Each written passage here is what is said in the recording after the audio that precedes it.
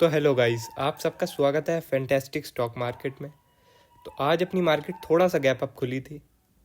Gap up खुलने के बाद जो है मार्केट ने काफ़ी बढ़िया मोमेंटम भी दिया था अपसाइड के लिए। आप देख सकते हैं लगभग यहाँ तक दे दिया था निफ्टी ने 18,030 तक। ठीक है, अब हमने आप लोगों को ये रेजिस्टेंस का लेवल बता दिया था 17,960। इसके ऊपर निकला था तो भैया बाय था, और लगभग यहाँ के आसपास तक आपने अगर प्रॉफिट बुक कर लिया था तो बढ़िया था। हमने भी आपको बता दिया था, यहाँ बता दिया था शायद से कि, या यहाँ बता दिया था कि मोमेंटम मिस हो रहा है भाइयों। अब जो है लॉन्ग की साइड में कोई मतलब नहीं बनता, और ये हो सकता है हम डे लो देख ले, ठीक है। अब यह है निफ्टी ने जैसे ही इस लेवल के नीचे पहुँच गई थी, ठीक है, इस लेवल के नीचे पहुंच गई थी तो फिर निफ्टी में वीकनेस आ गई थी। मगर हमने आपको शायद इस कैंडल पे बता दिया था कि अब जो है अब और सेल करने का कोई मतलब नहीं है। आरएसआई लो हो चुका है शॉर्टर टाइम फ्रेम में, तो अब बिल्कुल भी सेल मत करना, ठीक है। फिर यहाँ से एक अच्छा बाउंस भी आया। फिर हमने आपको ये 3 बजे की कैंडल भी पकड़वाई। आप देख सकते हैं कितनी बड़ी कैंडल है, कितनी बड़ी कैंडल। और खासकर फिन निफ्टी में तो और मज़ा आ गया होगा जिसने फिन निफ्टी में ट्रेड मारी है, क्योंकि आज उसकी एक्सपायरी थी। तो भैया 2-2, 3-3 रुपए में ऑप्शन बाय कर लिए, 10-10, 15-15 में बेच दिए। मज़े आ गए भैया, इससे बढ़िया क्या हो सकता है, ठीक है। अब ये तो बात हो गई निफ्टी की। अब करते हैं बात बैंक निफ्टी की। तो बैंक निफ्टी में जो है पहली कैंडल काफ़ी बढ़िया बनी थी, थोड़ा मोमेंटम भी आया था, मगर बैंक निफ्टी ने अपने रेजिस्टेंस के ऊपर क्लोजिंग नहीं दी भाई। ठीक है, ये आपको दिख रहा होगा ये 300 की लाइन, ये आपके लिए 300 की लाइन नहीं है, मैंने अपने लिए वैसी खींची थी इंटरडे के लिए, ठीक है। तो इसे मत देखो, मैंने आपको 350 बताया था टेलीग्राम में, ठीक है। 350 के ऊपर क्लोजिंग नहीं है ये, आप देख सकते हैं। तो इसकी वजह से हमने जो है बैंक निफ्टी में कोई लॉन्ग की ट्रेड पकड़ी नहीं, और इस जोन में मैंने आपको बता भी दिया था कि जो है अब मार्केट मोमेंटम अपना लूज कर रही है और हम डे लो देख सकते हैं। और बैंक निफ्टी में हमने डे लो देख भी लिया, ठीक है।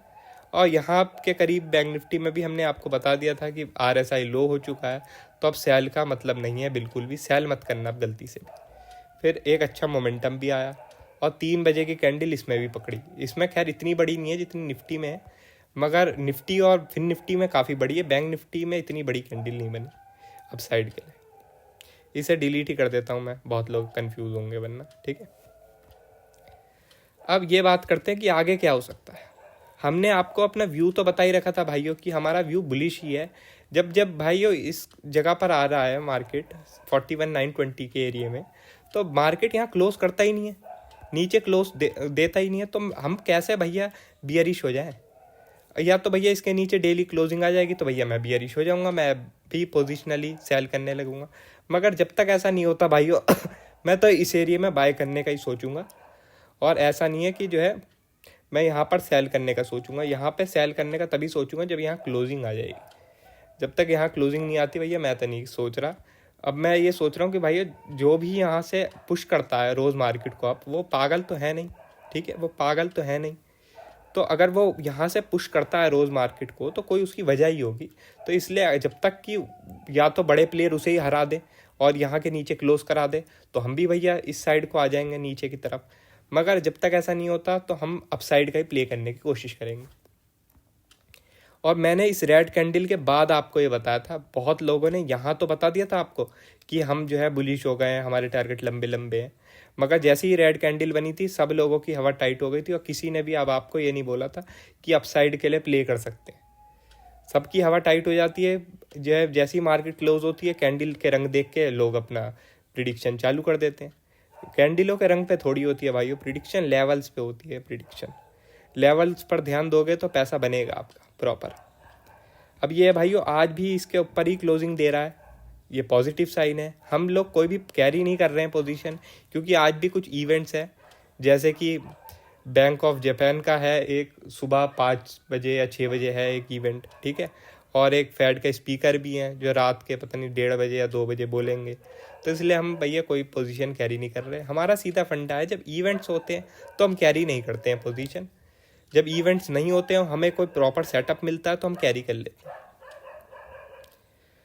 अब ये है भाइयों कि अगर कल मार्केट फ्लैट खुलती है, ठीक है, कल मार्केट फ्लैट खुलती है और जो है इस लेवल को ब्रेक कर देती है 42,450 को, तो आप जो है 600 तक के लिए प्ले कर सकते हैं, ठीक है। 600 ब्रेक होने के बाद ये 900 के लिए प्ले हो जाएगा, 900 तक मार्केट जा सकती है।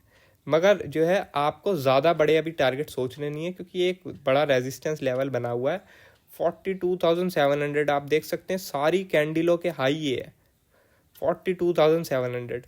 तो जब इसके ऊपर निकलेगी भाइयों, तभी हम जो है एक अच्छा बाइंग का मोमेंटम सोच सकते हैं। मैं तो बोल रहा हूँ 900 को भी छोड़ दो, इसको ही फोकस करो। इसके ऊपर निकलेगी तो एक बड़ा मोमेंटम मिलेगा ही मिलेगा, ठीक है। मगर जब तक इसके ऊपर 1 घंटे की कैंडल क्लोज नहीं होती तब तक ज़्यादा हमें बुलिश नहीं होना है फिर, अगर यहाँ पे आती है मार्केट। और बियरिश का तो मैंने आपको बता ही दिया केस, कि जब इसके नीचे क्लोज होगी तभी हम बियरिश होंगे, वरना हम जो है यहाँ नीचे की तरफ अगर मार्केट मिलेगी तो बाय का ही सोचेंगे। ये तो बात हो गई बैंक निफ्टी की। हम निफ्टी की कर लेते हैं। निफ्टी में काफ़ी बढ़िया कैंडल बनी है आज, प्रीवियस डे के जो हाई के ऊपर ट्रेड कर रही है मार्केट, काफ़ी पॉजिटिव साइन है।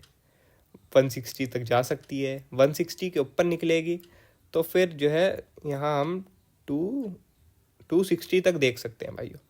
इसके बाद ये मुझे लगता है 290 का लेवल अब बेकार हो गया है, इसे डिलीट ही कर देता हूँ, या चलो इसे नीचे कर देता हूँ, ठीक है। तो 260 के ऊपर निकलेगी तो फिर हम 400 के लिए प्ले कर सकते हैं।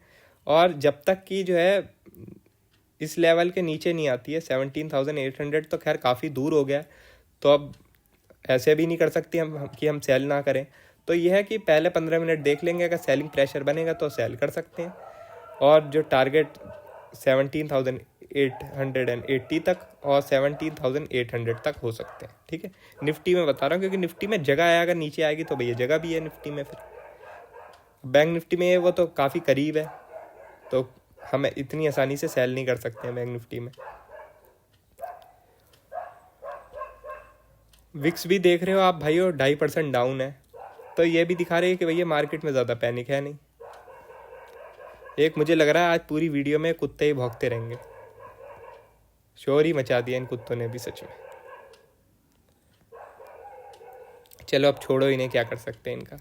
तो रुपए जो है भाइयों, रुपए 81.7 पे आ गया है। ये थोड़ा चिंता का विषय है बैंक निफ्टी के लिए, क्योंकि रुपए जो है काफ़ी स्टेबल हो गया था, 81 के आसपास आ गया है, मतलब 81 के आसपास आ गया था, वहाँ से अप हुआ है, तो ये थोड़ा है चिंता का विषय।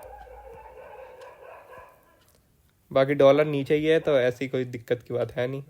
ओवरऑल देखो भाइयों, मैंने बताया ओवरऑल सब पॉजिटिव ही लग रहा है, कोई ऐसा नेगेटिव है नहीं। बस ये है कि कुछ इवेंट्स है तो हमने पोजीशन कैरी नहीं की है। अब उन इवेंट्स का आउटकम जो भी होगा उस हिसाब से हमारी ओपनिंग होगी, फिर हम पहले 10-15 मिनट में जो भी होगा वो आपको अपडेट कर देंगे टेलीग्राम में। तो इसलिए टेलीग्राम चैनल से ज्वाइन होना भी बहुत ज़रूरी है, लिंक आपको उसका डिस्क्रिप्शन में मिल जाएगा। और वीडियो अच्छी लगी हो तो लाइक कर देना, और चैनल पर नए हो तो सब्सक्राइब कर देना। आज के लिए बस इतना ही, थैंक यू।